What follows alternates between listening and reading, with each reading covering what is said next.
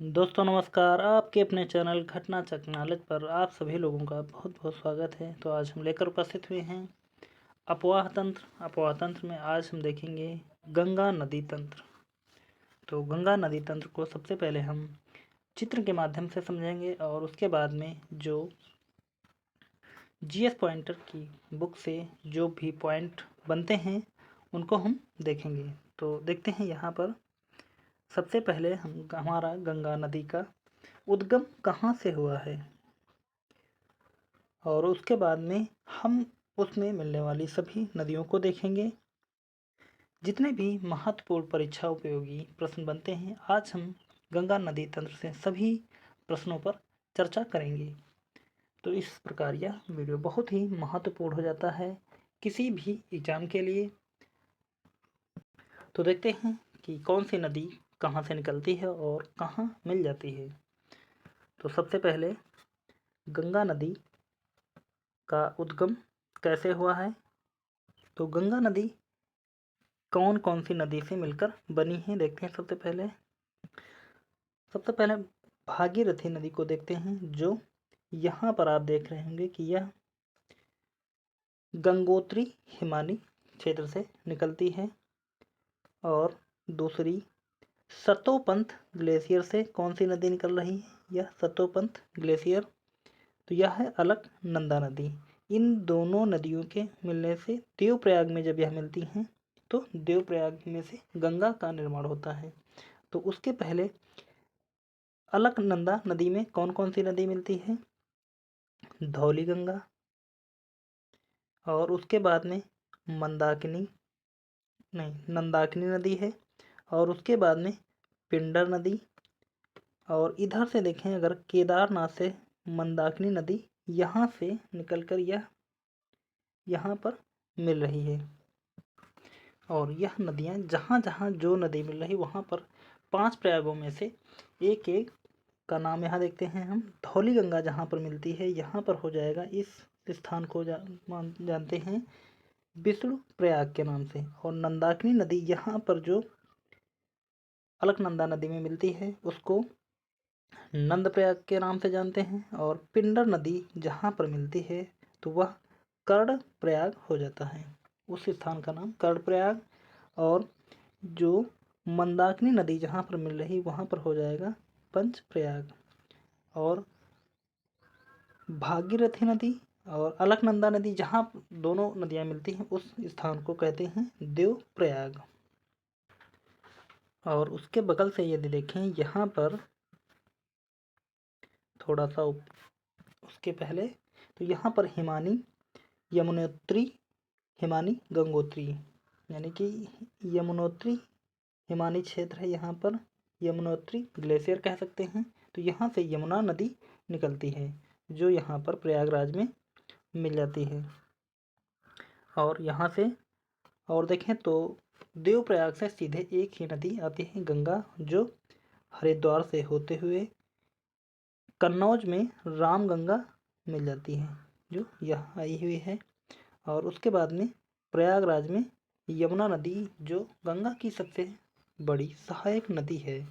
और उसके बाद में गोमती नदी गाजीपुर में मिलती है जो पीलीभीत के उत्तर प्रदेश के पीलीभीत से फुलहर झील नामक स्थान से निकलती है।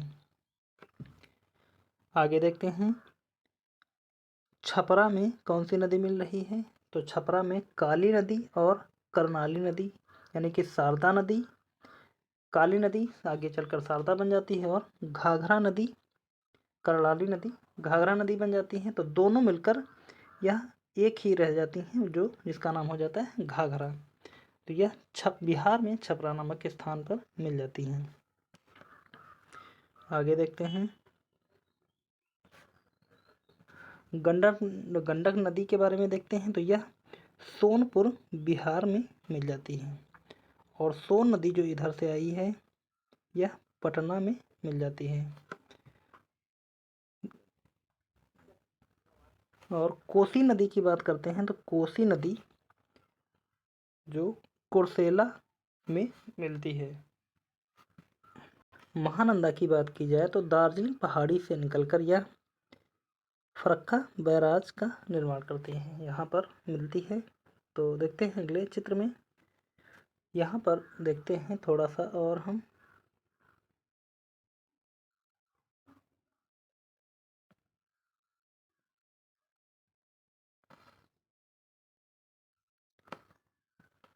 गंडक के बाद में कोसी नदी निकलती है, यह भी आगे जाकर मिल जाती है। महानंदा के बारे में अभी हमने आपको बताया। हुगली नदी छोटा नागपुर पठार से निकलते दामोदर नदी निकलती है और हुगली नदी की तरफ बढ़ती है, और यह पद्मा नदी देख रहे होंगे जिसका गंगा का ही नाम है। और सोन नदी के पहले यह टोंस नदी भी प्रयागराज के बाद में मिल जाती है। और यमुना की बात करें, यमुना में एक तो हमारी केन नदी, दूसरी बेतवा नदी, तीसरी सिंध नदी और चौथी यह चंबल नदी। इस प्रकार से यमुना नदी में मिलने वाली यह नदियाँ प्रमुख हैं। और ब्रह्मपुत्र नदी जो जमुना आगे चलकर बांग्लादेश में आकर जिसका नाम जमुना बन जाता है और गंगा की धारा से बांग्लादेश में मिल जाती है, और आगे चलकर यह इसका नाम मेघना भी बन जाता है और बंगाल की खाड़ी में सुंदरबन का डेल्टा बनाती हैं और बंगाल की खाड़ी में गिर जाती हैं। तो यहाँ पर आप सुंदरबन का डेल्टा भी देख रहे होंगे। और ब्रह्मपुत्र नदी की सबसे बड़ी सहायक नदी देखें तो यहाँ पर हो जाएगा बराक नदी। और ब्रह्मपुत्र की जितनी भी स्पेशल नदियाँ हैं, जो छोटी छोटी ब्रह्मपुत्र में नदियाँ मिलती हैं, उन पर हम दूसरे वीडियो में चर्चा करेंगे। तो देखते हैं इससे संबंधित जो भी पॉइंट दिए गए हैं।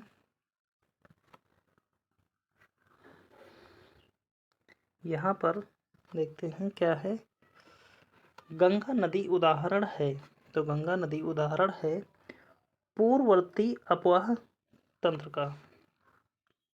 अगला पॉइंट देखते हैं। बांग्लादेश में गंगा नदी को पुकारा जाता है, तो किसके नाम से? पद्मा के नाम से। अगला पॉइंट देखते हैं। सुंदरबन डेल्टा का निर्माण करने वाली नदियां हैं, तो हो जाए गंगा और ब्रह्मपुत्र। आगे बढ़ते हैं।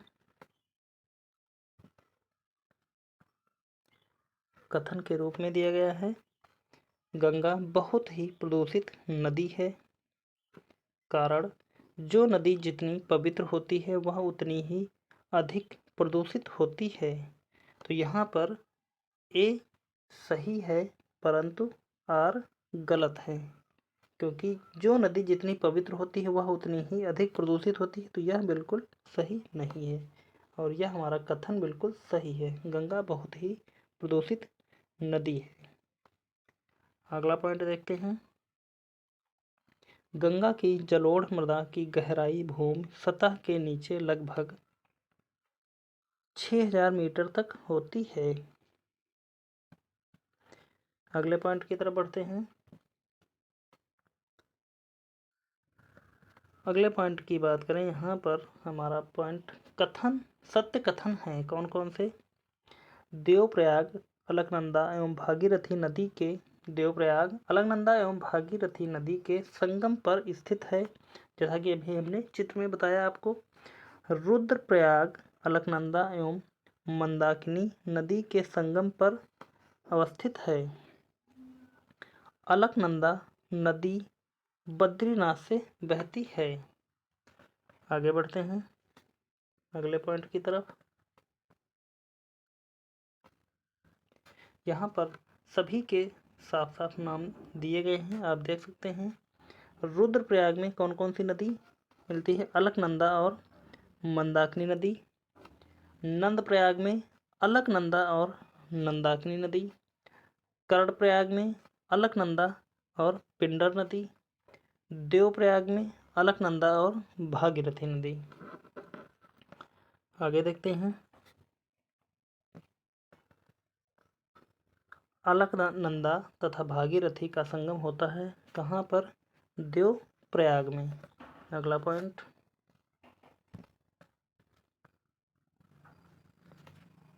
मंदाकिनी नदी जल प्रवाह अथवा मुख्य नदी संबंधित है, किससे संबंधित है? अलकनंदा से।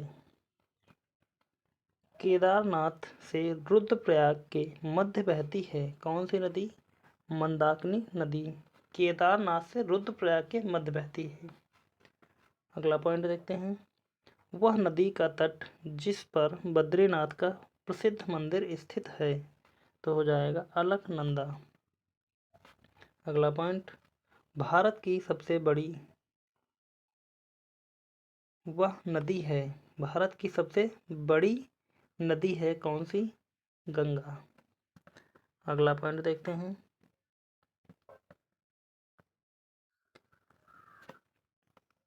भागीरथी नदी निकलती है तो कहाँ से? गोमुख से।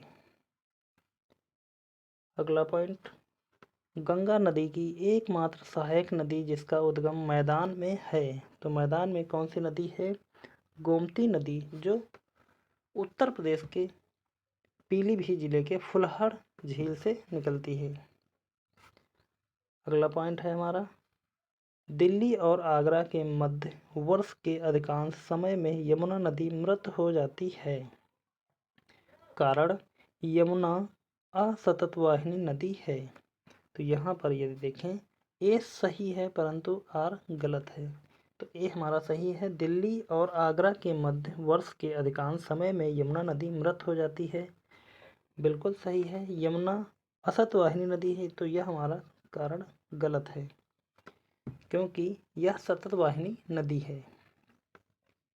जो ग्लेशियर से निकलती हैं वह नदियाँ सतत वाहिनी होती हैं, इस कारण यह हमारा गलत हो जाएगा। अगले पॉइंट की तरफ बढ़ते हैं।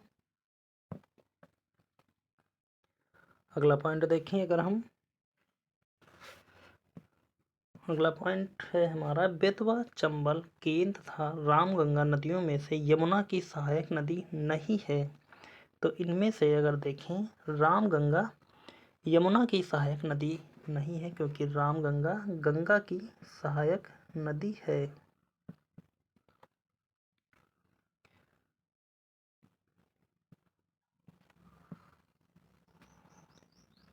अगला पॉइंट देखते हैं।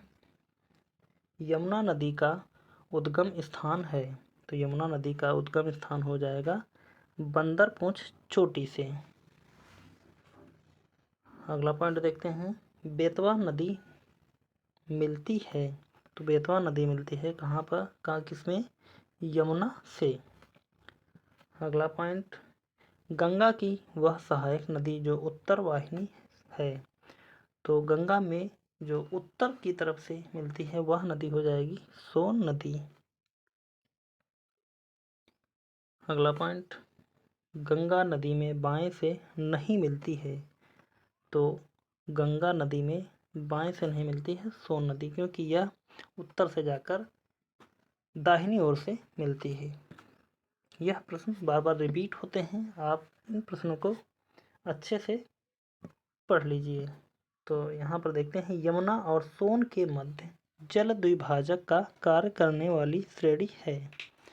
तो यमुना और सोन के मध्य जल द्विभाजक का कार्य करने वाली श्रेणी है, उसका नाम है हमारा कैमूर श्रेणी। तो यहाँ पर गंगा नदी तंत्र से संबंधित जो घटना चक्र पूर्वावलोकन में जीएस पॉइंटर में जितने भी तथ्य पूछे गए हैं आपके सामने हमने आपके साथ में डिस्कस किए हैं। तो उम्मीद करता हूँ कि सभी लोगों को यह क्लास अच्छी लगी होगी। यदि अच्छी लगी है तो सभी लोग वीडियो को लाइक कर दीजिए, और चैनल को सब्सक्राइब नहीं किया है तो प्लीज़ आप सभी लोग एक बार चैनल को सब्सक्राइब कर लीजिए और ज़्यादा से ज़्यादा लोगों तक इस क्लास को शेयर कर दीजिए। तो मिलते हैं फिर अगले वीडियो में, तब तक के लिए धन्यवाद। जय हिंद।